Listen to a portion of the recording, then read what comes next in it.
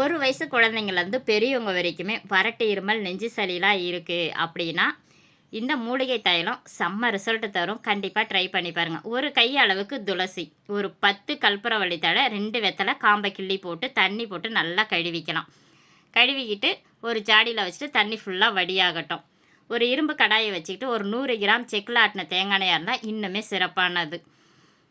100 gram தேங்காய் எண்ணெய் போட்டுக்கிட்டு நம்ம ரெடி பண்ணி வச்சுருக்க அந்த தடையெல்லாம் அப்படியே போட்டுக்கிட்டு நல்லா கொதிக்கட்டும். கிட்டத்தட்ட ஒரு 20 நிமிஷம் கொதித்ததுக்கப்புறம் தடையில் இருக்கிற சாறு பூரா அந்த தேங்காய் எண்ணெயில் இறங்கியிருக்கும். அதோட ஒரே ஒரு கற்பூரம் போட்டு நல்லா கிண்டி விட்டுரும். ஒரு 4-5 லவங்கமும் போட்டு ஸ்டவ்வை ஆஃப் பண்ணிடலாம்.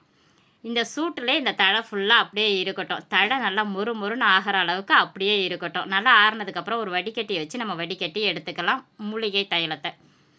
குழந்தைங்களுக்கு தூங்கும் பொழுது வெது வெதுப்பான சூட்டில் நெஞ்சில், தொண்டையில், 2 விலாவில் தடவி விட்டிங்கன்னா நெஞ்சு சளி இருமல்லாம் போயிடும். இதே வெது வெதுப்பான சூட்டில் தலைக்கு ஆயிலாகவும் நம்ம அப்ளை பண்ணலாம். தலையில் இந்த ஆயிலை போட்டு நல்லா ஒரு மசாஜ் பண்ணிங்கன்னா பேனு, பொடுகு, ஈறு எதுவுமே இருக்காது. தலைமுடி சூப்பராக வளரும். ஸ்கேல்ப்பு சுத்தமாக இருக்கும். கண்டிப்பாக ட்ரை பண்ணி பாருங்கள்.